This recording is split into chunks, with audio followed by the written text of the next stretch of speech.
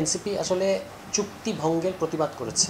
চুক্তিটা কি? চুক্তিটা হচ্ছে আপনি জাতীয় ঐক্যমত্য কমিশনে সমস্ত জাতিকে সাক্ষী রেখে টেলিভিশনে লাইভ সম্প্রচার করেছেন যে এইভাবে সংস্কার করব, বাস্তবায়ন পদ্ধতি।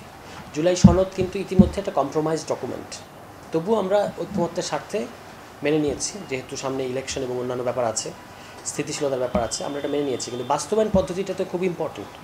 এটা ছাড়া জুলাই সনদের কোনো মূল্য নাই। এবং আমরা জুলাই পদযাত্রা থেকে শুরু করে আমাদের কমিশন, আমাদের বক্তব্য আপনি দেখবেন যে আমরা একটা জিনিসে বারবার ফোকাস করেছি, আইনি ভিত্তি, সাংবিধানিক ভিত্তি দিতে হবে।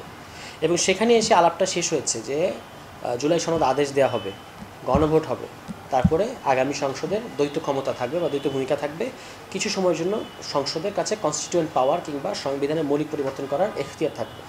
এটা তো পুরো জাতিকে সাক্ষী রেখে আপনারা সবাই একমত হলেন, মানে সকল রাজনৈতিক দল একমত হলো, পত্রপত্রিকায় নিউজ হলো, সবাই বাইরে এসে কথা বললেন, কেউ তো কোনো দ্বিমত করেন নাই। তাহলে এখন আপনি অঙ্গীকার নামার মধ্যে এটা লিখবেন না কেন? এটা না লেখাটা হচ্ছে চুক্তি ভঙ্গ করার মতো।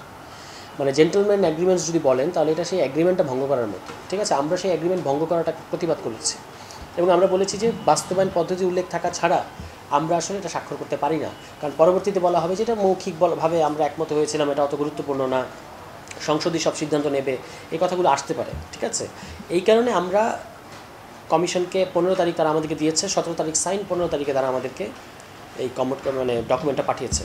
আমরা ফাইনালি যখন দেখলাম যে এটা নাই, তখন কিন্তু আমরা এটা বললাম যে এটার কী হবে আপনার এটার যে আপনার বাস্তবায়ন পদ্ধতির উল্লেখ কোথায়। তখন বাস্তবায়ন পদ্ধতির উল্লেখ না থাকার কারণে আমরা এটাতে সাইন করি নাই। এবং আমরা সাইন করি না মানে আমরা ভবিষ্যতে করব। আমরা বলেছি যে যদি আপনি এটা এখনও সময় আছে, তারা মেয়াদ বাড়িয়েছে এবং সেখানে যদি তারা জিনিসটা ইনক্লুড করে তাহলে আসলে আমাদের সাইন করতে কোনো সমস্যা থাকবে না।